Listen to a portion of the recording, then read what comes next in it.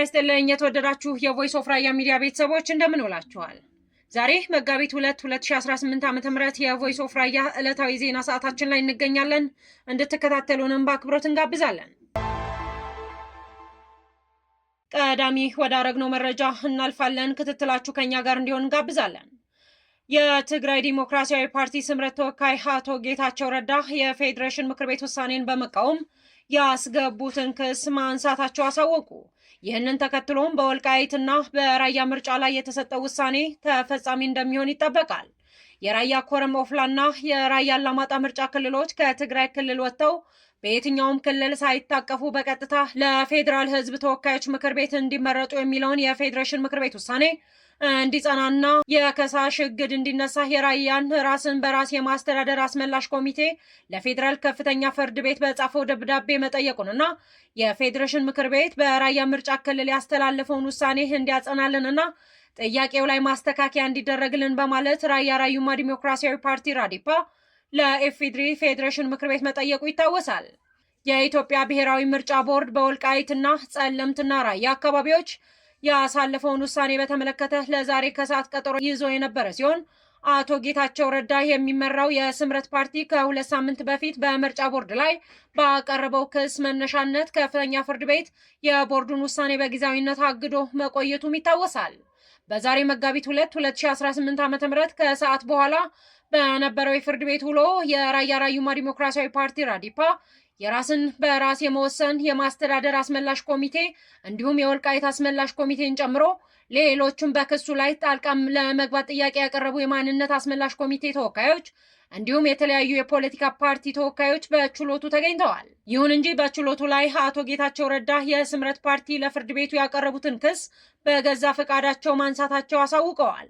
ይህንን ተከትሎ የራያ ራዩማ ዲሞክራሲያዊ ፓርቲ ራዲፓ ቀዳሚ ፕሬዝዳንት የሆኑት ዶክተር ጌታቸው ከበደ በችሎቱ ፓርቲውን ወክለው የቀረቡ ሲሆን አጠቃላይ የችሎቱ ውሎና የስምረት ፓርቲ ተወካይ አቶ ጌታቸው ረዳ ክሱን ማንሳታቸው ተከትሎ ቀጣይ የፌዴሬሽን ምክር ቤት ውሳኔ ተፈጻሚነት ምን ይመስላል በሚሉና በሌሎች ተያያዥ ጉዳዮች ዙሪያ ከቮይስ ኦፍ ራያ ሚዲያ ጋር ቆይታ አድርገዋል። ጤና ይስጥልኝ የተከበሩ ተቀዳሚ ፕሬዝዳንት አቶ ጌታቸው ከበደ እንደምን ዋሉ? ከቮይስ ኦፍ ራያ ሚዲያ ነው የምደውልልዎት። እግዚአብሔር ይመስገን። እንደምን ዋልሽ? እግዚአብሔር ይመስገን። ዛሬ የችሎቱ ውሎ ነበራችሁና ባለፈው ቃለ መጠይቅ አድርገን ነበረ። መረጃም ሰጥተውናል። ስለዛ እናመሰግናለን። ዛሬ የፍርድ ቤት ውሏችሁ ምን ይመስል ነበረ? እሱን ለማረጋገጥ ነበር።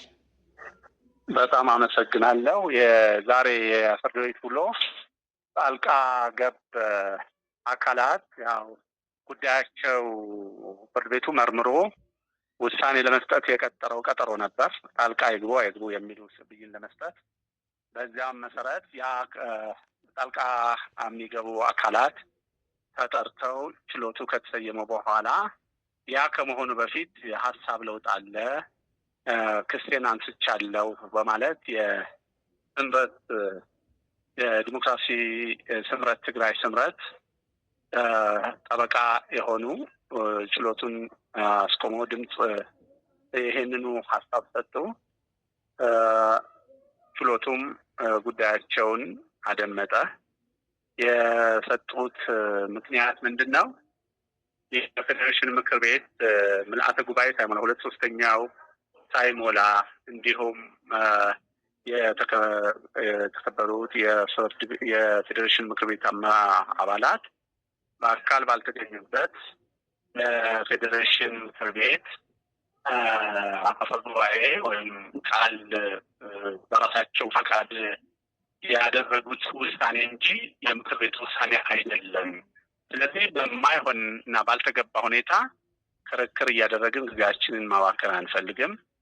ይሄን ስለሆነ ክሳችንን በፈቃዳችን ሙሉ በሙሉ አንቀጽ 78 መሰረት አንስተናል የሚል መልስ ይዘው መጡ። ስለዚህ ከዚያ በኋላ ያው ችሎቱ ይሄን ካዳመጠ በኋላ እና የደብዳቤያቸው ጽንሰ ሀሳብ በተገቢው ጣልቃ ገብ አካላት ካነበበ በኋላ አስተያየት ጠይቋል።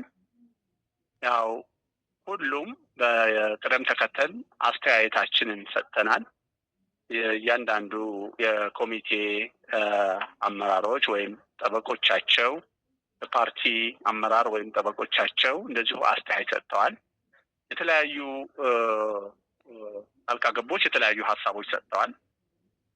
ስለዚህ የቀድሞውም የጥምረት ፓርቲ አልተገባ ሁኔታ የማይሆነውን ነገር ክስ ከሶ ላጠፋነው ገንዘብ፣ ጉልበት እና ድካም ያው ካሳ መክፈል አለበት። ለወደፊቱም ቢሆን በእንደዚህ አይነት ባልተረጋገጠ ሁኔታ ክስ በመክሰስ ጊዜ ማባከን፣ የፍርድ ቤቱ ጊዜም ማባከን፣ የሀገር ሀብት ማባከን የለበትም። እዚህ ይሄ አግባብ የለውም። ለወደፊቱም እንደዚህ አይነት ሁኔታ ፍርድ ቤቱ እድል ሊሰጠው አይገባም። በተለያዩ ምክንያቱ ባልተረጋገጠ እና ባልሆነ ሁኔታ ክስ እያቀረቡ የግለሰቦችም የድርጅቶችም እንዲሁም የተከበረው ፍርድ ቤትና የመንግስት ሀብትና ንብረት እንዲባክን ማድረግ የለበትም የሚል ከብዙ የጣልቃ ገብ አካላት የተሰጠ አስተያየት ነው። በዚህ አጋጣሚ የራያ ራዩማ ዲሞክራሲያዊ ፓርቲና የራያ ማንነትና ራስን በራስ አስተዳደር ኮሚቴም ጣልቃ ገቦቹ ነበርን። በዚህ አስተያየታችንን ሰጥተናል።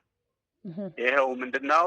በተለይ ፍርድ ቤቱ ዝም ብሎ ነው ከምንም ነገር ተነስቶ በራሱ ውሳኔ ነው ያደረገው የሚለው ምንም እንኳ ከጭብጥ ውጭ ነው እንደዚህ አይነት የሚል የስምረት ተወካዩ ሀሳብ ቢያነሱም የራያ ራዩማ ዲሞክራሲያዊ ፓርቲ ያነሳው ሀሳብ ቀድሞውም ቢሆን የራያ በተለይ በኦፍላ ፎረም እና በራያ አላማጣ በኩል ያለው ሁኔታ የማንነትና ራስን በራስ አስተዳደር ጥያቄ ነው። ስለዚህ ፌዴሬሽን ምክር ቤቱ በቂ የሆነ መረጃ አለው። ልኡካንም ይዞ ሂዶ ጥናት አስጠንቷል። የዚያም ሪፖርት ቀርበዋል። ስለዚህ ከምንም ነገር ተነስቶ ሳይሆን ውሳኔው ትክክለኛ ህገ መንግስታዊ ውሳኔ ነው፣ በተለይ የራያን ህዝብ ድምፅና መብት ያከበረ ነው የሚል ሀሳብ ሰጥተናል። ይህ ሆኖ ህዝባችን መብቱ መጠቀም እየቻለ ባልሆነና አንፋውንድድ በሆነ መንገድ ክስ እግድ እንዲቀርብ ተደርጎ የህዝባችን ሞራል ተነክቷል። ስለዚህ የሞራል ካሳን የሚሆን በሚዲያም በመግለጫም እንዲያውም ይቅርታ መጠየቅ አለበት ህዝባችን የሚል ሀሳብ አቅርበናል። በተጨማሪም ለደከምነው ላባከነው ጊዜ ሁሉ ካሳ እንዲከፍል የስምረት ፓርቲ በዚህ ሁኔታ የሚጠየቅ ለቀጣይም እንደዚሁ ባልተረጋገጠና የሀገርም የህዝብም ሀብት ሊያባክር በሚችል መንገድ የክስ ማቅረብ ሁኔታ ፍርድ ቤት ተጨማሪ እድልም በዚህ ሁኔታ መፍቀድ የለበትም በዚህ ጉዳይ የሚል ሀሳብ አቅርበናል። እንዲሁ ጠቅላላ አድርገን ስናየው የፌዴሬሽን ምክር ቤት የሰጠውን ውሳኔ በመቃወም ወደ ፍርድ ቤት መሄድ አግባብ እንዳልነበረ ሲገለጽ የቆየ ሲሆን አቶ ጌታቸው ረዳን ክሳቸውን በፍላጎታቸው ማንሳታቸውን ለፍርድ ቤቱ ማሳወቃቸውን በጊዜያዊነት ታግዶ የቆየው የምርጫ ቦርድ ውሳኔ በቀጥታ ተፈጻሚነት እንደሚኖረው ይጠበቃል። አቶ ጌታቸው ጉዳዩ በአስተዳደራዊ መንገድ እንዲታይላቸው ጥያቄ ማቅረባቸውም ለማወቅ ተችሏል። የራያ ኮረም ኦፍላ እና የራያ አላማጣ ምርጫ ክልሎች ከትግራይ ክልል ወጥተው በየትኛውም ክልል ሳይታቀፉ በቀጥታ ለፌዴሬሽን ምክር ቤት እንዲመርጡ የሚለውን የፌዴሬሽን ምክር ቤት ውሳኔ እንዲጸናና የከሳሽ እግድ እንዲነሳ የራያ ራስን በራስ የማስተዳደር አስመላሽ ኮሚቴ ለፌዴራል ከፍተኛ ፍርድ ቤት በጻፈው ደብዳቤ መጠየቁንና የፌዴሬሽን ምክር ቤት በራያ ምርጫ ክልሎች ያስተላለፈው ውሳኔ እንዲጸናልንና ጥያቄው ላይ ማስተካከያ እንዲደረግ በማለት ራያ ራዩማ ዲሞክራሲያዊ ፓርቲ ራዲፓ ለኢፌድሪ ፌዴሬሽን ምክር ቤት አስቀድሞ መጠየቁም ይታወቃል። የራያ ማንነትና ራስን በራስ አስተዳደር ኮሚቴ ጣልቃ ገብቶ እንዲከራከር እንዲፈቀድለት በጠየቀው መሰረት ኮሚቴው ፍርድ ቤቱ የሚሰጠውን ማንኛውም ትዕዛዝ የራያን ሕዝብ በአግባቡ ምርጫ ላይ የመምረጥና የመመረጥ ህገ መንግስታዊ መብቱን የሚገድብና አሉታዊ ተጽዕኖ ሊያሳድር የሚችል ስለሆነ እንዲሁም አቤቱታ አቅራቢ ኮሚቴው የራያ ሕዝብ ራሱ የማንነትና ራስን በራስ አስተዳደር ህገ መንግስታዊ መብቱ እንዲከበርለት የህዝቡ ውክልናና ኃላፊነት ስላለው ጥያቄው በገለልተኝነት እንዲመለስለት ስለሚፈልግና የሳይሆን ቢቀር የህገ መንግስትና ኢተገማችነት የሚፈጠር ይሆናል በማለት የራያ የማንነትና ራስን በራስ አስተዳደር አስመላሽ ኮሚቴ መግለጹን መዘገባችን የሚታወስ ሲሆን በተያያዘም በኢፌዴሪ ፌዴሬሽን ምክር ቤት ውሳኔ መሰረት ጥር 25 2018 ዓ.ም የተጻፈውን ውሳኔ መሰረት በማድረግ የኢትዮጵያ ምርጫ ቦርድ የካቲት 16 2018 ዓ.ም ባወጣው መግለጫ የራያ ኮረሞ ፍላና የራያ አላማጣ ምርጫ ክልሎች ከትግራይ ክልል ወጥተው ቀጥታ ለፌዴራል ሕዝብ ተወካዮች ምክር ቤት እንዲወዳደሩ መደረጉ የራያ ሕዝብን ህገ መንግስታዊ ዲሞክራሲያዊ መብትን የሚያስከብር ብሎም ህገ መንግስታዊ ጥበቃ በተገቢው የሰጠ ውሳኔ ነው ሲል ራዴፓ ፓርቲ ውሳኔውን እንደሚደግፍ ገልጿል። የፌዴሬሽን ምክር ቤት በራያ ምርጫ ክልሎች ያስተላለፈውን ውሳኔ እንዲጸናልንና ጥያቄው ላይ ማስተካከያ እንዲደረግ በማለት ራያ ራዩማ ዲሞክራሲያዊ ፓርቲ ራዴፓ ለኢፌዴሪ ፌዴሬሽን ምክር ቤት መጠየቁንና እንዲሁም ጉዳዩ የአማራና የትግራይ ክልሎች የወሰን ይገባኛል ጥያቄ ተደርጎ የቀረበው አካሄድ የራያን ህዝብ ህልውና ወደ ጎን የተወ በመሆኑ የማንነትና ራስን በራስ አስተዳደር ጥያቄ ተብሎ እንዲታረም ሲል ፓርቲው ለፌዴሬሽን ምክር ቤት በደብዳቤ መጠየቁን መዘገባችንም ይታወሳል። ይህንን ተከትሎ መጋቢት 2 2018 ዓ.ም በነበረው ችሎት የዲሞክራሲያዊ ስምረት ትግራይ ተወካይ አቶ ጌታቸው ረዳ የፌዴሬሽን ምክር ቤት ውሳኔን በመቃወም ያስገቡትን ክስ ማንሳታቸውን ማሳወቃቸውን ተከትሎ ለውሳኔው ተፈጻሚነት አርብ መጋቢት 4 2018 ዓ.ም ቀጠሮ ተሰጥቷል። በቀጣይ የሚኖሩ ተጠባቂ ውሳኔና ምንድናቸው ስንል ቮይስ ኦፍ ራያ ሚዲያ ለራዴፓ ተቀዳሚ ፕሬዝዳንት ዶክተር ጌታቸው ከበደ ጠይቀናል። እዚሁ ጣልቃ ልግባና የፌዴሬሽን ምክር ቤት በራያ ምርጫ ክልሎች ያስተላለፈው ውሳኔ እንዲጸናልንና ጥያቄው ላይ ማስተካከያ እንዲደረግ ብሎ ራዴፓ ፓርቲ ጠይቋል። ይህንን አጠቃላይ የደብዳቤው ትኩረት ምን ይመስላል የሚለውን አያይዘው ቢመልሱልኝ ብዬ ነው። ጥሩ። የፍርድ ቤቱን ጉዳይ ልጨርስና ወደዚህ አመጣለሁ። ምንድን ነው የፍርድ ቤቱ የክርክሩ ጉዳይ እኛ የማንሳቱ ማለት ነው የስምረት ፓርቲ ይሄን ክሱን ማንሳቱ ጥሩ ነው። እኛ አንቃወምም። ምክንያቱም ባለአግባብ መሆኑ ጥፋት ቢሆንም ክሱ ማንሳቱ አልተቃወምንም። ማንሳቱ ጥሩ ነው ብለን አስበናል። ይሄ ማለት ምንድን ነው? ትልቅ ነገር ነው። የሀገር ሀብት የሆነው ብዙ ዓመት ዝግጅት የተደረገበት የምርጫ ጉዳይ ቀላል አይደለም። ሀገራዊ ጉዳይ ነው። ብዙ መዋለ ንዋይ፣ ብዙ የሰው ኃይል የተሰማራበት በእንደዚህ ነገር ክስ አቅርቦና ምርጫ አስተጓጉሎ የሀገርንም ሀብት ማባከን ማክሰር ሌላ እድል በማይገኝበት ሁኔታ እንደ ቀልድ የሚነሳ ጉዳይ አልነበረም። ስለዚህ ፌዴሬሽን ምክር ቤትም የፕሪቶሪያ ስምምነት ነው እያስተገበረ ያለው። በክልልተኛ አካል ይሆናሉ፣ በፌዴራል ይሆናሉ የተባለው እሱኑ ነው። ሌላ ተአምር አልተወሰነም። ስለዚህ ለእኛ ለራያ ህዝብ ትክክለኛ የሆነ ውሳኔ ነው። ከዚህ በኋላ ግን ጥያቄው ሁሌ ደጋግመን እንደምንለው ተንሻፎ የወሰን ይገባኛል የአማራና የትግራይ ክልል ጥያቄ ተደርጎ አጨቃጫቂ ቦታዎች የሚባለው ሁሉ ትክክል አይደለም። ፌዴሬሽን ምክር ቤት እንዳስገባ ነው፣ በመግለጫም በየጊዜው እንደምናወጣው የራያ ህዝብ ጉዳይ ነው።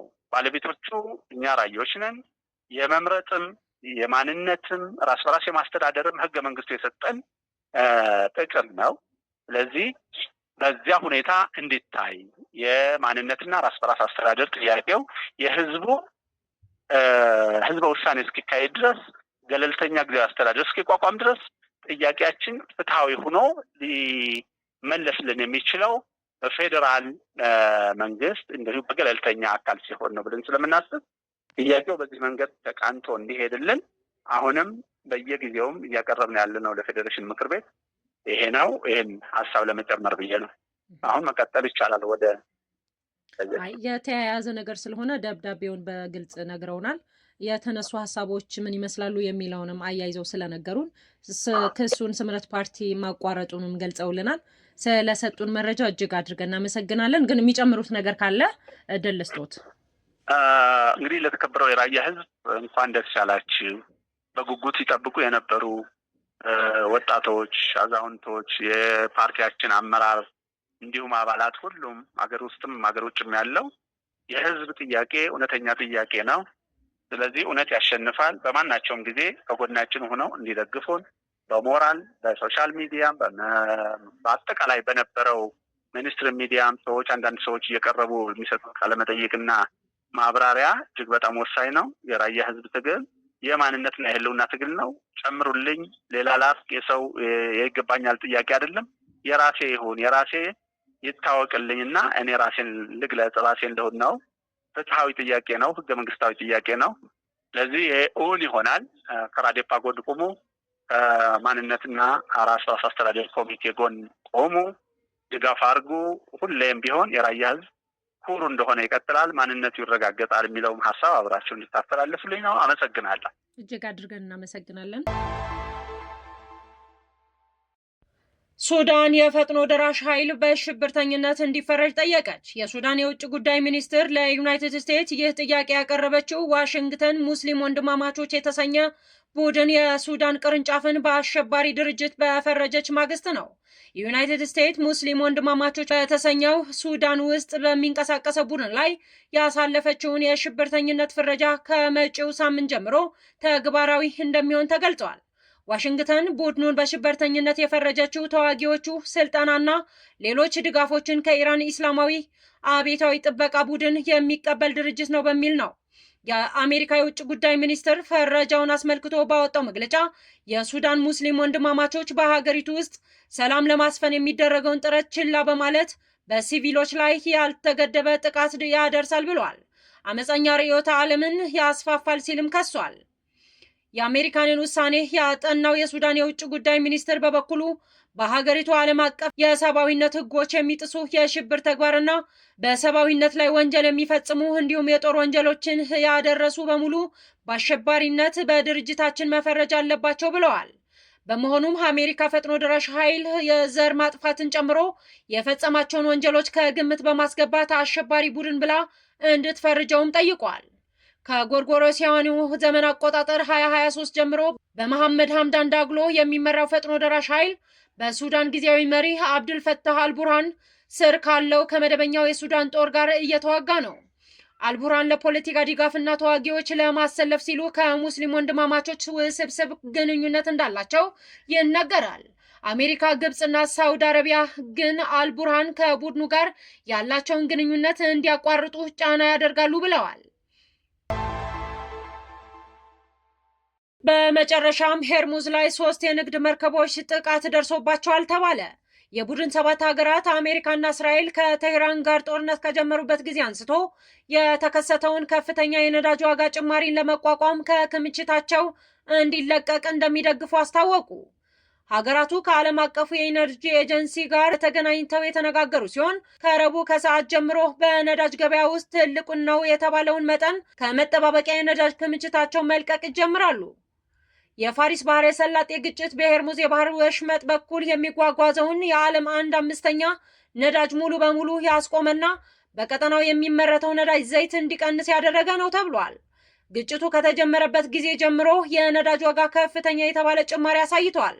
ነገር ግን የነዳጅ ክምችትን ከቡድን 7 ሀገራት ሊለቀቅ እንደሚችል ከተዘገበ በኋላ አንዳንድ ባለሙያዎች እርምጃው የአጭር ጊዜ መፍትሄ ብቻ እንደሚሆን ተናግረዋል። ዓለም አቀፉ የኢነርጂ ኤጀንሲ ከ300 እስከ 400 ሚሊዮን በርሜል የነዳጅ ዘይት ሊለቀቅ ይችላል ተብሏል። ይህ የሩሲያ በ2022 መጀመሪያ ላይ የዩክሬን ሙሉ በሙሉ ወረራ ባደረገችበት ወቅት ከተለቀቀው በእጥፍ ይበልጣል ተብሏል። ይህ መጠን የ2 ወይም የ3 ቀን የዓለም አቀፍ ገበያ አቅርቦት አሊያም ከሄርሙዝ ሰርጥ ለ2 ሳምንት የሚጓጓዘውን የሚተካ ብቻ ነው ተብሏል። የቡድን 7 የኢነርጂ ሚኒስትሮች ረቡዕ ዕለት ከአይኤኢ ባደረጉት ስብሰባ በኋላ በመርህ ደረጃ ስትራቴጂካዊ ክምችቶችን መጠቀም ጨምሮ ሁኔታዎችን ለመፍታት ቅድመ ጥንቃቄ የተሞላባቸው እርምጃዎች ተግባራዊ ማድረግ እንደግፋለን ብለዋል። ሁሉም የዓለም አቀፉ ኢነርጂ ኤጀንሲ አባል ሀገራት ዓለም አቀፍ መስተጓጎል ቢከሰት ለ90 ቀናት የሚበቃ መጠባበቂያ ነዳጅ መያዝ ይጠበቅባቸዋልም ተብሏል። የተወደዳችሁ የቮይስ ኦፍ ራያ ሚዲያ ቤተሰቦች ለዛሬ መጋቢት 2 2018 ዓ.ም የቮይስ ኦፍ ራያ ሚዲያ ዕለታዊ ዜና ጥንቅራችን ይህንን ይመስል ነበር። ስለተከታተላችሁን እጅግ አድርገን እናመሰግናለን። ሰላም።